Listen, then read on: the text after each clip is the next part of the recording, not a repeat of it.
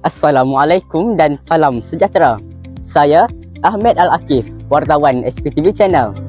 Hari ini merupakan hari ketiga bagi kejohanan kriket MSS Pahang 2026 bawah 12 tahun. Selepas tamatnya peringkat kumpulan dan suku akhir, hari ini kita akan menyaksikan aksi separuh akhir yang akan diadakan di beberapa venue.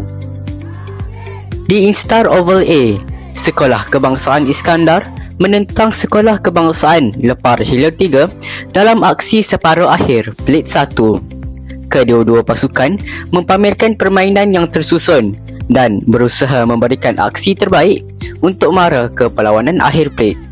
Di SP Oval A pula, Sekolah Kebangsaan Pramujaya berhadapan dengan Sekolah Kebangsaan Kincir dalam aksi separuh akhir Pelit 2. Kedua-dua pasukan saling berbalas serangan dan memanfaatkan setiap peluang bagi merebut tempat ke perlawanan akhir.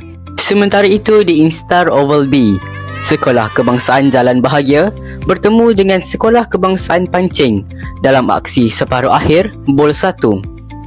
Perlawanan berlangsung dengan penuh semangat apabila kedua-dua pasukan berusaha mencipta kemenangan untuk melangkah ke perlawanan akhir bol. Manakala di SP Oval B, Sekolah Kebangsaan Sungai Baging menentang Sekolah Kebangsaan Indra Shah Bandar dalam aksi separuh akhir Bol 2. Kedua-dua pasukan memberikan komitmen sepenuhnya sepanjang perlawanan demi merebut tempat ke perlawanan akhir.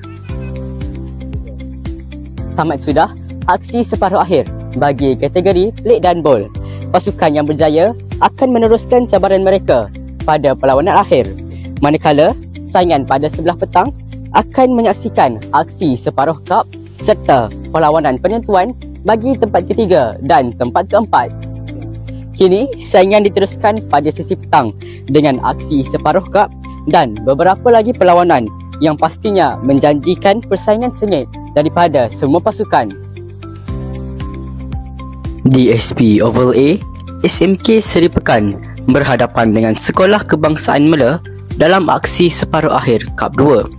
Kedua-dua pasukan menampilkan permainan yang berkualiti dan saling berusaha mencipta kemenangan bagi melayakkan diri ke perlawanan akhir. Manakala di SP Oval B, berlangsungnya perlawanan penentuan bagi tempat ketiga dan tempat keempat bagi kategori bol. Walaupun tidak beraksi di pentas akhir, kedua-dua pasukan tetap menunjukkan semangat juang dan semangat kesukanan yang tinggi sepanjang perlawanan berlangsung. Demikianlah liputan hari ketiga kejohanan kriket MSS Pahang 2026 bawah 12 tahun.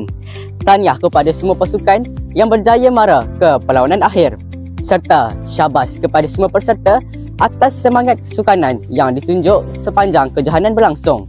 Saya Ahmed Al-Akif, wartawan SPTV Channel. Sekian, terima kasih.